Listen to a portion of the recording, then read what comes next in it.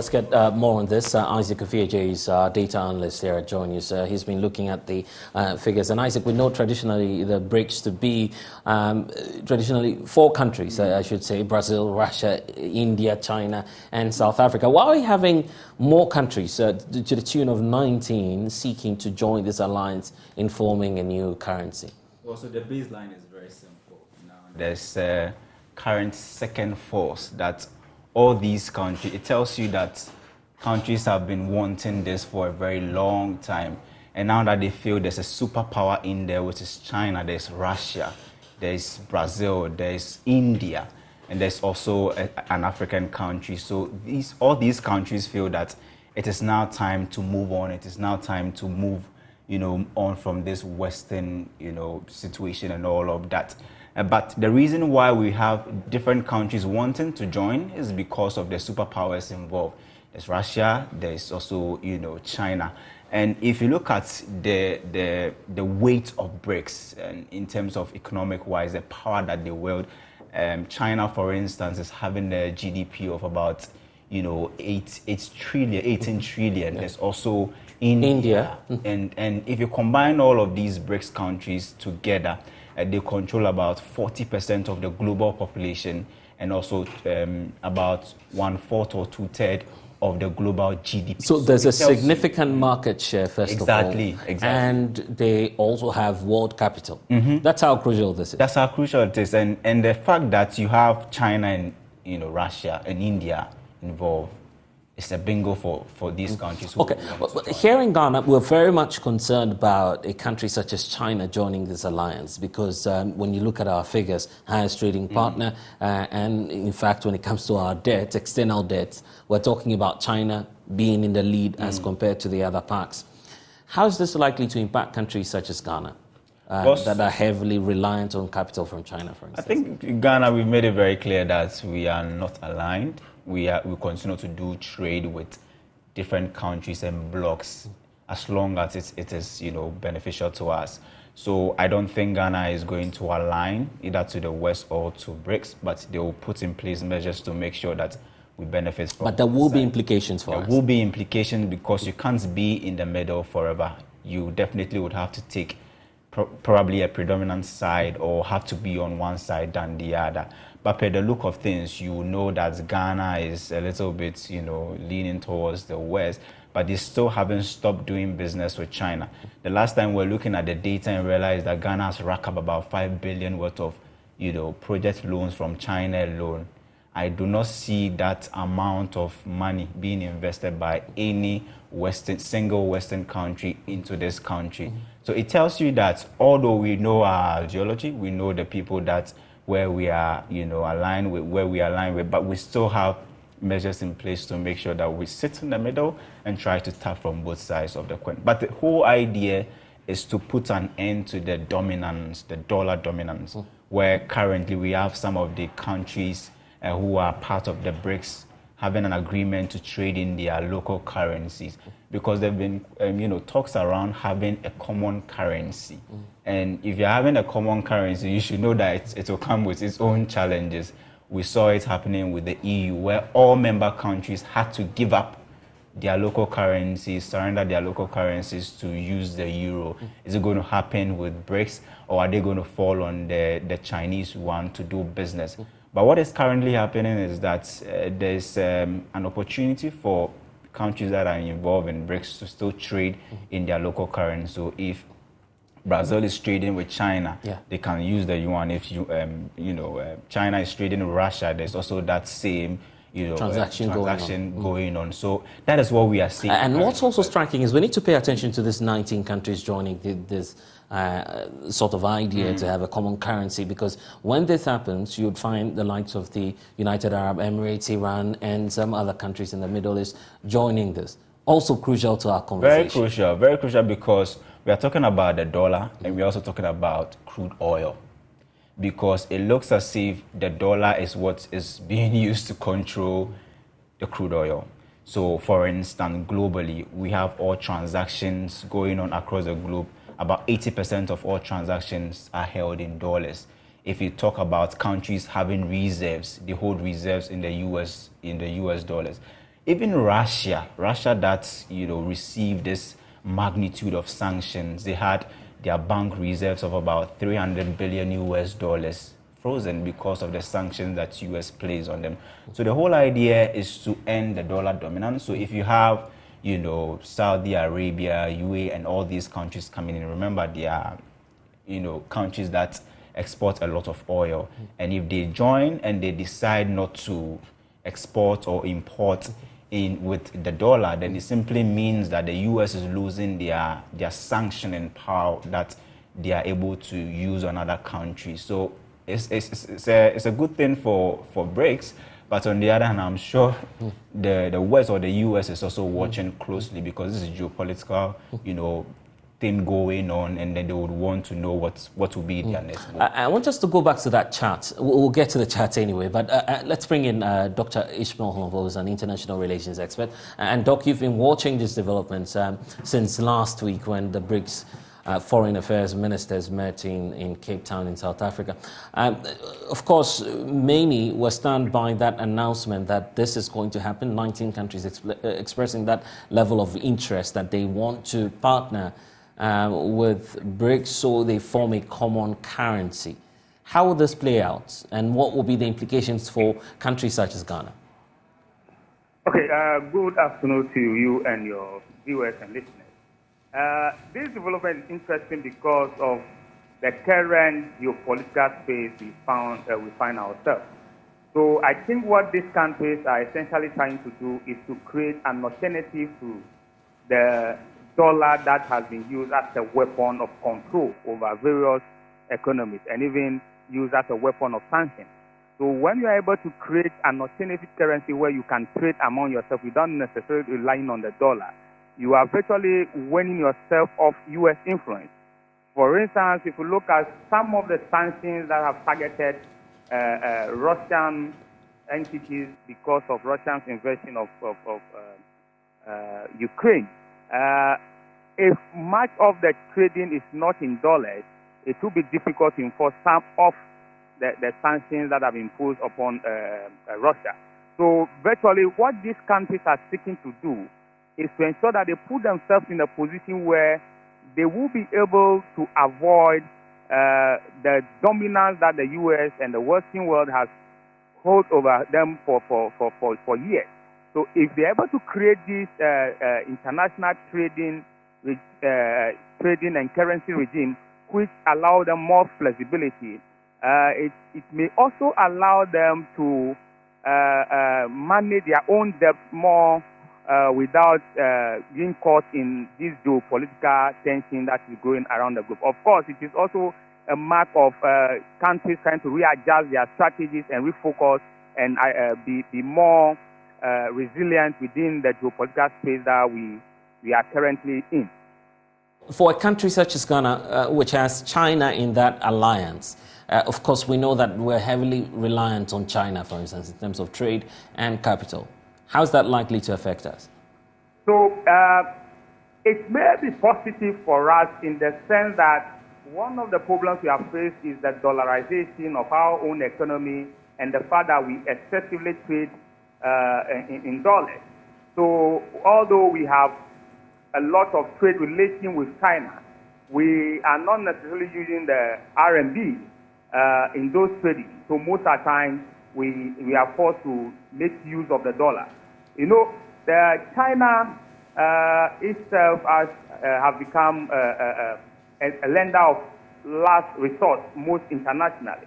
So countries, particularly southern nations, developing nations, are able to rely on some currency swap deals with China to rescue themselves when they are financially in the downturn. So it may offer the opportunity for us to see how we could diversify in terms of the currencies we use internationally. That may help somehow lessen the dependency on the dollar and give us a leeway to choose and some independent path in terms of foreign policy. So it is important development that the Ghanaian authorities should monitor and see how best perhaps we could join and benefit more from this initiative. Now, so this initiative, because it is a number of countries that are coming together, it may not be under the control of a particular nation, so that if the central bank of that nation is raising interest rates, it will have a ripple effect on us, because it's an international currency that they are seeking to create. That also presupposes that there will be an international system of managing that currency. So once we create that international system, decision-making will be more collaborative. It will take into account the interests of all the partners that are involved. So it is more of something that we can benefit from than the dollar that currently dominates our system. So here's the case. In the wake of the Russian-Ukraine war, Putin is under siege, of course, with the Western-led sanctions. One will wonder why all of these countries are increasing their alliance with Russia, which is facing serious sanctions around the world. The point is that there are various interpretations of this particular Russian-Ukraine war. To Western perspective, it is Russian aggression. To some other perspective, it is the activity of equal expansion of NATO and the European Union. So depending on where you sit and how you view the situation, it may appear to some nations as Western provocation has led to this situation. So some nations may be looking at it that, well, given the situation in Ukraine and the response of the West, they look at a situation where the dollar has been used, trade has been weaponized and used against other nations. So it becomes important for them to create this alternative, which will allow them to wend themselves off U.S. influence, because they may potentially also have their own differences with the U.S. So if one of them, like Russia, is being treated the way it is, yes, it may be prudent for the rest of them to want to create an international system that virtually helps them to avoid the Western-led system. Indeed, this is part of the ongoing reconfiguration of global market and global financial market, and of course, global geopolitics. So various formations like this will come depending on the interests of the various actors involved, where they think that their interests lie. For example, if they perceive that given the volume of trade and investment relations they have with China and Russia, it is important they align and go that way, then they will have to do that. So yes, the globe is going through a period of transformation and reconfiguration of global market, global finances. We are likely to see some of this realignment playing out as the process unfolds. Of not the decision, but the fixation now will be on South Africa. Why have an African country in the midst of all these geopolitics? It's as though we're drawing some sort of a new Cold War closer to the continent. That's not healthy for us, is it? You need to understand South African foreign policy. Between Russia and South Africa, when South Africa was battling apartheid, the Russians, the Chinese were more sympathetic to their cause. So sometimes historical antecedents play a role in how countries relate to certain actors within the international system. So you realize that the U.S. took a very long time to even come on board to push apartheid out of the system. So you have to understand that, yes, well, it may appear as if they are drawing a sort of Cold War policies onto the African continent. It is important that countries will not necessarily align their foreign policy based on certain conception of this is better than this one. It is all dependent on your historical antecedents. It depends on your current situation and what you think is best for you. South Africa has been a member of Brics, and of course, it sees its future perhaps tied to this group. So therefore, if the group is taking a decision of this magnitude, it is important that I think that Africa be represented. Of course, BRICS does not necessarily mean Chinese control. If you look at the BRICS group, indeed, it's a very diversified group. For instance, China and India do not always sing from the same hymn book. But when it comes to issues that tie them together, they may sing from the same hymn book. So while BRICS may represent a common denominator for them, it does not always mean that their foreign policy will be aligned to a particular support of Russia. But it also means that they are looking at where their interest lies in future, in the sense that these are growing powers who feel that, well, perhaps there is this attempt to prevent one of them from taking a center stage. Therefore, maybe it's an indication of what may happen in the future. So, yes, we are already in a situation where the globe is fragmented and polarized, and therefore we will see, as I said, more of this realignment of powers to try to take advantage or protect their own interests when they deem it fit. Okay, then. Grateful for your time, Dr. Ishmael Lonvo, there, unpacking the issues for us. But let's not lose sight over the impact of the European Union and of course, multilateral platforms such as the IMF and the World Bank.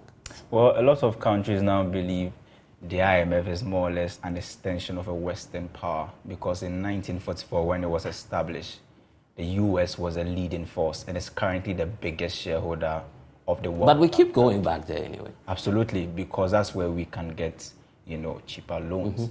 But even if you look at Ghana's situation, for instance, in our quest to do an external debt restructuring, it took us 2 BRICS countries, China, India, to come on board before we were able to get the IMF program.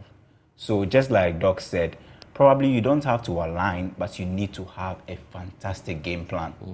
Without a game plan, you can be forced or pushed to align yourself, but you don't need to align. You just need to watch the situation carefully, devise a plan or a game plan, and make sure that you are able to deal with this, whether the West or BRICS. But sure just compare over the period, the amounts we've gained, for instance, from tilting towards the West and the East. When that comparison is made, where are we likely to be leaning towards? Well, then let me put it this way. So okay, if you look at single countries that we owe, for instance, like Ghana owing a single country, so bilateral agreements. So we owe China, that's the biggest, 1.9 billion. The next is followed by India. We owe them, I think, around $475 million. Then there's also, you can talk about Western countries, there's this UK, it's the same around 400 million. Right. There's Belgium. You don't even mention the US, or you don't mention any other, France or Germany. Right. But these, France, Germany, they still have powers because they are able to bring to you some programs and policies that will bring in indirect funding, like you see from the World Bank, the UK aid, the US aid, and all that. They are present in your country. They don't only give you monetary support, but they give you technical support.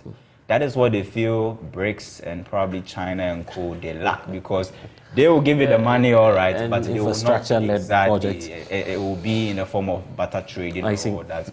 They don't give you the technical support. So anyway, we need to have a game plan. Interesting days ahead. We'll see what this will bring to us as a country. But Isaac Ofieje joining us with the figures there on this latest development. You're watching The Pulse on the Joy News channel. We'll get back with some more stories. Please stay.